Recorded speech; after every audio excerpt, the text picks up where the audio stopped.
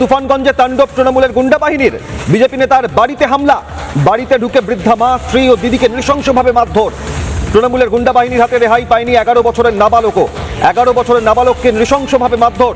দুষ্কৃতীদের মারে হাত ভেঙে যায় বিজেপি নেতা বৃদ্ধা মায়ের। ছবি দেখছেন আপনারা কুচবিহারের তুফানগঞ্জে এই ঘটনা।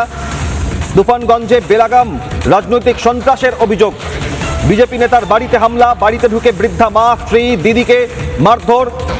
বেধড়ক মারধর করা হয় 11 বছরের নাবালককেও। 11 বছরের নাবালককে নৃশংসভাবে মারধর। দুষ্কৃতীদের মারে হাত ভেঙে যায় বিজেপি নেতার বৃদ্ধা মায়ের। কোচবিহারের তুফানগঞ্জে বিজেপির প্রার্থীর পর এবার বুথ সভাপতির বাড়িতে ঢুকে হামলা। বিজেপির বুথ সভাপতির বাড়িতে ঢুকে হামলা, বাড়িতে ঢুকে বৃদ্ধা মা, স্ত্রী ও দিদিকে নৃশংসভাবে মারধরের অভিযোগ। গুন্ডা বাহিনীর, তৃণমূলী গুন্ডা বাহিনীর হাতে রেহাই পায়নি 11 বছরের নাবালকও। 11 বছরের নাবালককে নৃশংসভাবে মারধর। দুষ্কৃতীদের মারে হাত ভেঙে যায় বিজেপি নেতার বৃদ্ধা মায়ের। কোচবিহার তুফানগঞ্জের এই ছবি আপনারা দেখছেন।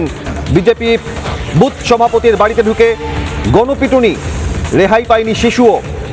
তুফানগঞ্জের এই ঘটনা, নির্বাচনী হিংসার ঘটনা এবার কোচবিহারের তুফানগঞ্জে। আসলে তৃণমূল হতাশ থেকে এরকম আক্রমণ করছে। কুচবিহারের যে অবস্থা আছে এখন, সাধারণ মানুষ বিজেপির পক্ষে, সেই জন্য কোনোভাবেই তৃণমূল আটকাতে পারছে না সাধারণ মানুষকে।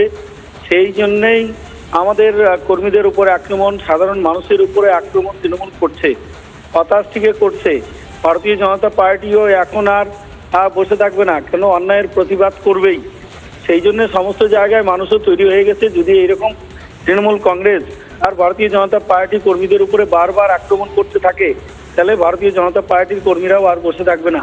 আর প্রশাসনের মদতেই আর তৃণমূল কংগ্রেস এই সাহসটা পাচ্ছে। তো আগামী দিনে যদি প্রশাসনে যদি সংশোধন না হয়, ভারতীয় জনতা পার্টি এবার ক্ষমতায় আসবেই।